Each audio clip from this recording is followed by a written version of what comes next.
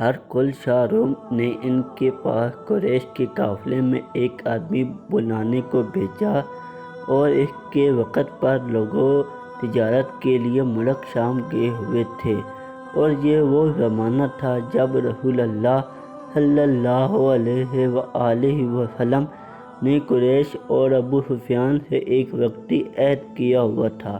جب ابو سفیان اور دوسرے لوگ ہرقل کے پاس الیان پہنچے جہاں ہرقل نے دربار طلب کیا تھا، اس کے گرد و روم کے بڑے بڑے لوگ علماء وزراء امراء کے بیٹھے ہوئے تھے۔ ہرقل نے ان کو اپنے ترجمان کو بلوایا، پھر ان سے پوچھا کہ تم میں سے کون شخص مدعی رسالت کا زیادہ قریبی عزیز ہے؟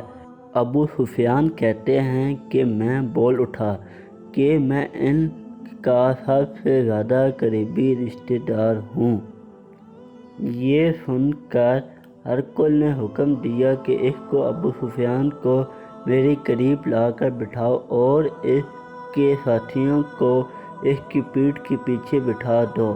پھر اپنے ترجمان سے کہا کہ ان لوگوں سے کہہ دو کہ میں ابو سفیان سے اس شخص کے یعنی محمد صلی اللہ علیہ وآلہ وسلم کے حالات پوچھتا ہوں، اگر یہ مجھ سے کسی بات میں جھوٹ بول گیا تو اس کا جھوٹ ظاہر کر دینا۔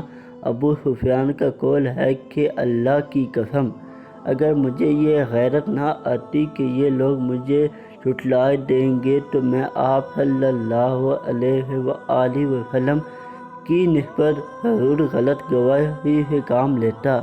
خیر، پہلی بات جو ہرقل نے مجھ سے پوچھی وہ یہ کہ اس شخص کا خاندان تم لوگوں میں کیسا ہے؟ میں نے کہا وہ تو بڑے اونچے اعلیٰ نسبت والے ہیں۔ کہنے لگا اس سے پہلے بھی کسی نے تم لوگوں میں ایسی بات کہی تھی؟ میں نے کہا نہیں۔ کہنے لگا اچھا، اس کے بڑوں میں کوئی بادشاہ ہوا ہے؟ میں نے کہا نہیں۔ پھر اس نے کہا بڑے لوگوں نے اس کی پیروی اختیار کی یا کمزوروں نے؟ میں نے کہا نہیں، کمزوروں نے۔ پھر کہنے لگا اس کے تابعدار روز بڑھتے جاتے ہیں یا کوئی ساتھ بھی پھر جاتا ہے؟ میں نے کہا نہیں۔ کہنے لگا کہ کیا اپنے اس دعوے نبوت سے پہلے کبھی کسی بھی موقع پر اس نے جھوٹ بولا ہے؟ میں نے کہا نہیں۔ اب ہماری اس سے صلح کی ایک مقررہ مدت ٹھہری ہوئی ہے، معلوم نہیں وہ اس میں کیا کرنے والا ہے۔ ابو سفیان کہتے ہیں میں اس بات کے سوا اور کوئی جھوٹ اس گفتگو میں شامل نہ کر سکا۔ ہرقل نے کہا کیا تمہاری اس سے کبھی لڑائی ہوتی ہے؟ میں نے کہا کہ ہاں۔ بولا پھر تمہاری اس کی جنگ کا کیا حال ہوتا ہے؟ میں نے کہا لڑائی ڈول کی طرح ہے، کبھی وہ ہم سے میدان میں جنگ جیت دیتے ہیں اور کبھی ہم ان سے جیت لیتے ہیں۔ ہرقل نے پوچھا وہ تمہیں کس بات کا حکم دیتا ہے؟ میں نے کہا وہ کہتا ہے کہ صرف ایک اللہ کی عبادت کرو اور کسی کو شریک نہ بناؤ اور اپنے باپ دادا کی شرک کی باتیں چھوڑ دو اور ہمیں نماز پڑھنے، سچ بولنے اور پرہیزگاری اور صلح رحمی کا حکم دیتے ہیں۔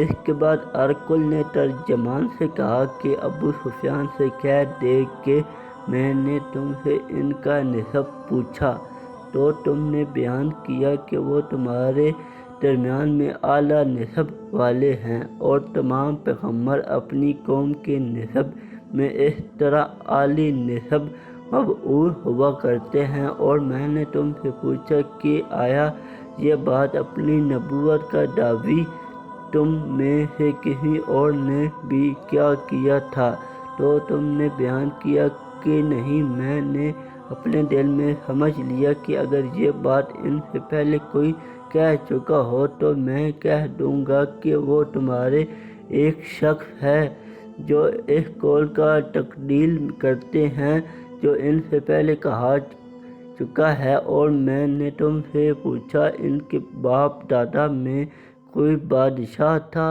تو تم نے بیان کیا کہ نہیں۔ بس میں نے اپنے دل میں سمجھ لیا کہ ان کے باپ دادا میں کوئی بادشاہ ہوا ہوگا، تو میں کہہ دوں گا کہ وہ ایک شخص ہے جو اپنے باپ دادا کا ملک حاصل کرنا چاہتے ہیں۔ تو تم نے بیان کیا کہ نہیں، اور ایمان کی یہی صورت ہے جب کہ اس کی بشارت دلوں میں بیٹھ جائے۔ اور میں نے تم سے پوچھا کہ آیا وہ دعویٰ خلافی کرتے ہیں؟ تم نے بیان کیا نہیں۔ بات یہ ہے کہ اس طرح تمام پیغمبر وعدہ خلافی نہیں کرتے۔ اور میں نے تم سے پوچھا وہ تمہیں کس بات کا حکم دیتے ہیں؟ تم نے بیان کیا کہ وہ تمہیں یہ حکم دیتے ہیں کہ اللہ کی عبادت کرو اور اس کے ساتھ کسی کو شریک نہ کرو، اور تمہیں بتوں کی پرستش سے منع کرتے ہیں، اور تمہیں نماز پڑھنے اور سچ بولنے اور پرہیزگاری کا حکم دیتے ہیں۔